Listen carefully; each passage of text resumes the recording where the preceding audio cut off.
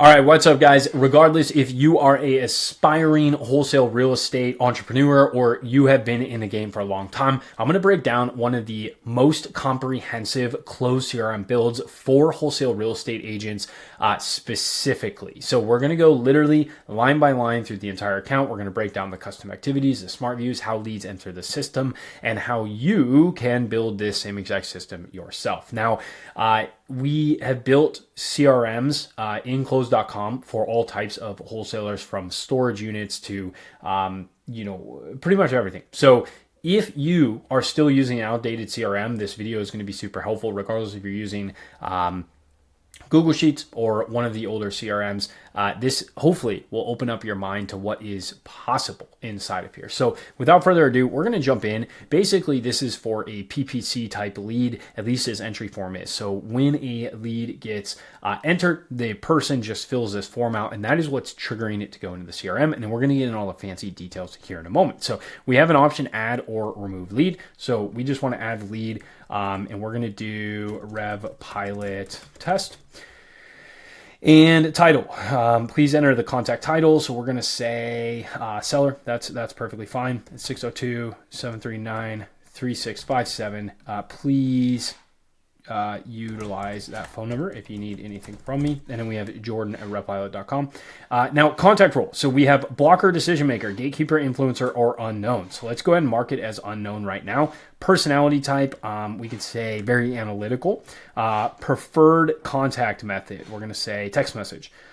Preferred contact window, afternoon, SMS capable, yes. Lead owner, we're going to put the lead owner there. Priority, let's do medium priority. Condition of the property, we're going to rate it a 7. Timeline, we're going to say under 30 days. So you can see they enter all of this information. Motivation, we're going to say they are retiring. Price, $450,000. Property address, 123 Main Street, City. We're going to say Green, Ohio. Property zip code, property county, APN 123-456-789. Boom. Legal description, we're just going to leave that. So mixed use. Now you can see that we created this entire form. So I want to take a step back. Like, we are entering all of these details. Now these are optional fields. So if the person entering this has this, amazing. If not, we're going to go get this when we can. So number of units, 2 units, beds, 3, bathrooms, 3, 4, let's say 4, 1,500 square feet, lot size 5,000, year built 1999, foundation, concrete slab, garage, yes. Garage type, attached. Garage spaces, 2. Pool, yes. Pool type, in ground. Code violations, no. Condemned, no. Fire damage, no. Foreclosure, no. Lead violations, no. New construction, no. Open permits, no. Utility status, on. Owner type, individual. Out of country. Length of ownership, 10 years. Occupancy status, squatter. Occupancy rate, 100%. Lease type, lease agreement. Rent amount. Oh, wait, yes. Let's do owner occupied, actually. Rent source, private pay, cool. So obviously there's a ton of stuff on here. Now, when we submit this form, it's going to go directly into our CRM. So when we come over to here, we are going to take a look at what is actually happening once the lead enters. So we can basically have essentially whatever we want on that front end form. That is a very detailed form. Like I said, this is by far the most comprehensive wholesale real estate build that is out there. So this may be much, much more than you need. A lot of our clients don't need it to be this complicated, but it is also great to see the other side of the spectrum of how complex we can actually get. So this lead has populated inside of the system. So we can see here, Rev Pilot Test has populated. Now, we were very deliberate about the information, where we store all of this and where it actually goes inside of the CRM. So if we take a look, we have on the left-hand side in the About section, we have the address right here. We have the website or domain of that person that auto populates. We have tasks being automatically created. So complete lead for intake form, and then view new lead. So those are actually tasks being created. We can see the contact is right here. And then we can see all the contact details. So contact role, unknown, personality type, analytical. So all of that information I entered is just making it over to custom properties. But we were very deliberate of where we actually store this information. And more information is coming over as we go through this. So preferred contact method, preferred contact window, etc., etc. Okay. Now, custom fields, you can see here, we have the lead owner, we have the priority, so medium priority, the condition, the time frame, the motivation, and then the price. Now, if I refresh again, there's going to be even more information coming over from that actual form. So property address is a custom object. Now, this is what is very different. You can see this is a contact object. We have custom fields, and then we have custom objects. And this is something that we can do inside of Close when we do for specific types of builds. So we can see the property address is right here. We can see property details right here. We can see flag details, we can see ownership details, etc. Okay. Now the beauty about this is we can come in and we can edit or change any of this if we need to, or add information. So maybe we got additional property details. All we have to come in here and add, whatever new properties that we want. Okay.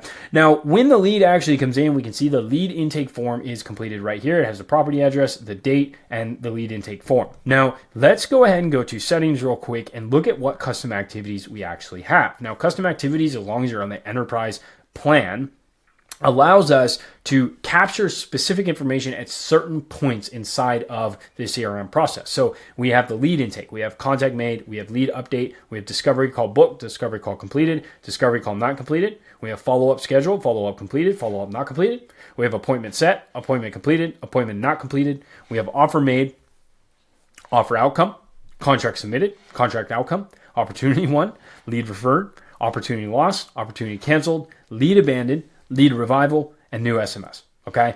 Now, why in the world do we have so many custom activities? Well, that's because that is what our client wanted. Okay. And we will always advise one way or another. Now, this is a very, type A build, and we wanted to make sure that we didn't lose anything along the way. And when we are working a wholesale deal that could take 3 to 6 months, there's a lot of opportunity to lose things along the way. So we wanted to make sure every single thing was in here. Now, the beauty of using custom activities is I can go in here and I can filter, hey, give me all of the custom activities where a follow-up was scheduled, but there is no follow-up completed or not completed activity. So we can actually filter through this information very, very effectively. Now, if I come back to our lead here, we can log our custom activity. So once the lead intake form is made, the next step would be contact made. So contact made, let's say it was made today, lead owner, ref pilot team, property address, 123. And actually, what we want to do here is make sure we copy that property address, because we could have multiple property addresses. So we just want to copy this property address. And what that's going to do is make sure it updates any opportunities associated with that address. So caller ID, we set the caller ID, and then we have all of these custom properties. Okay.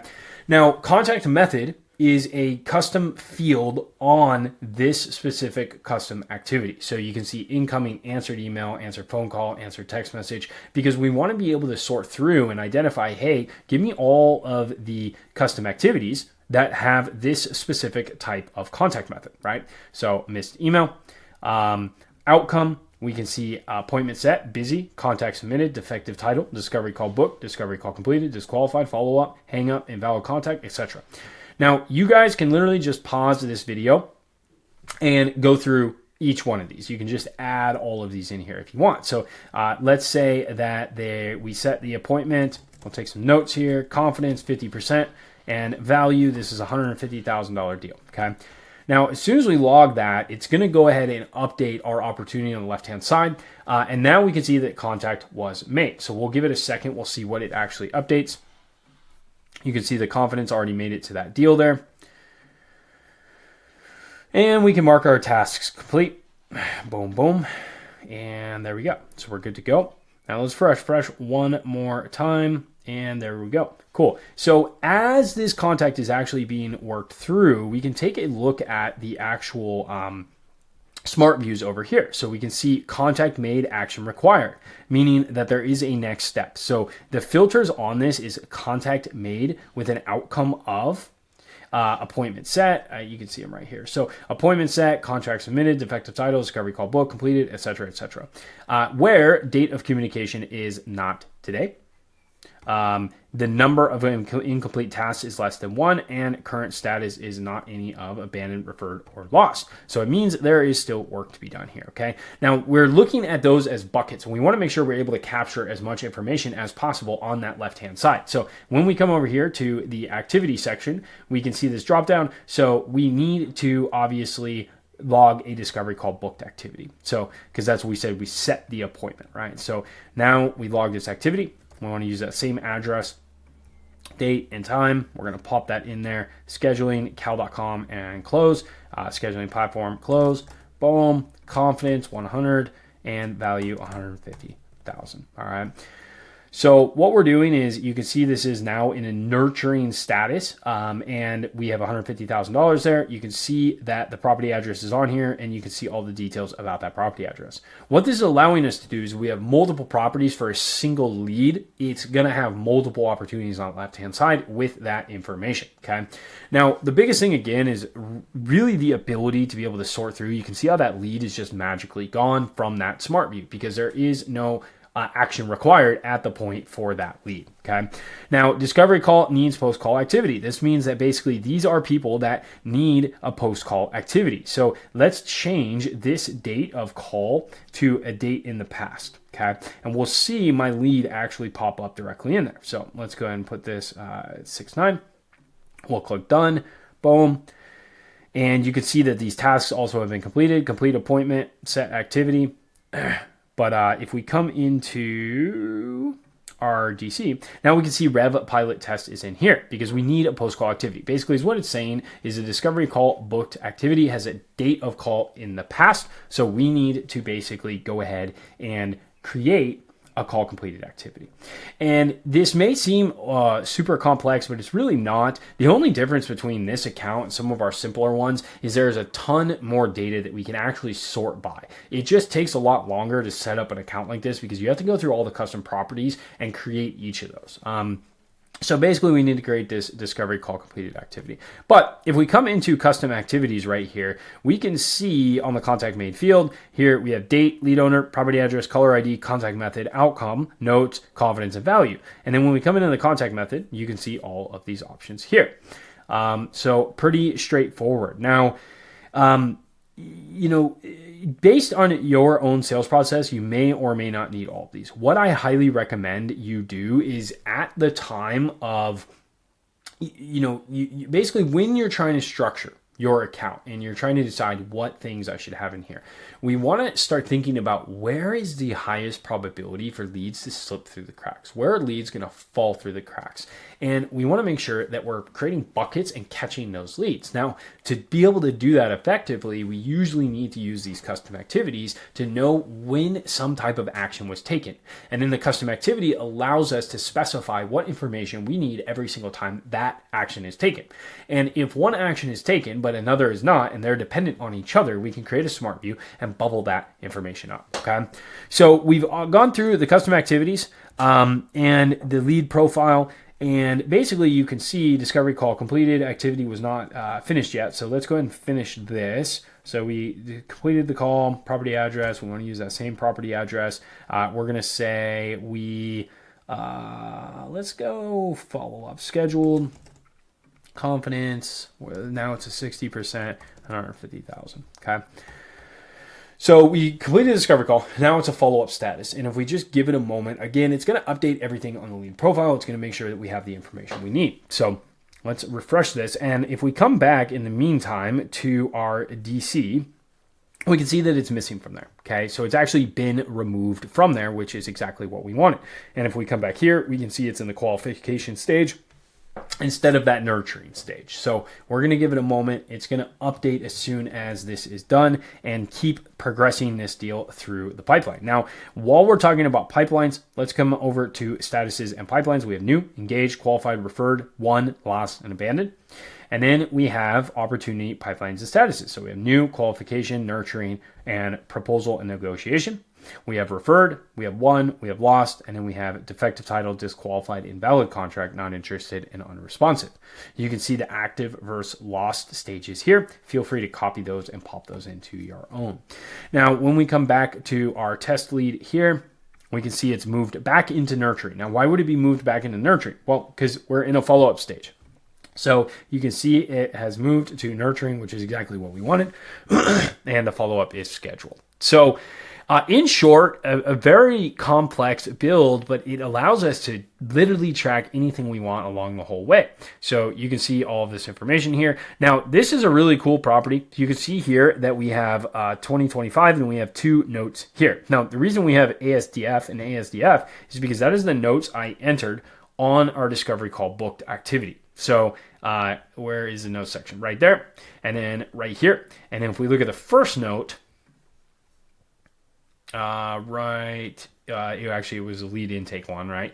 So basically what this is doing is we connected it to ChatGPT and we wanted it to organize and sort the notes in order of importance and recency. So we didn't actually have to go click through all of these custom activities, because if you're working a lead for 6 months, you might have a lot of custom activities.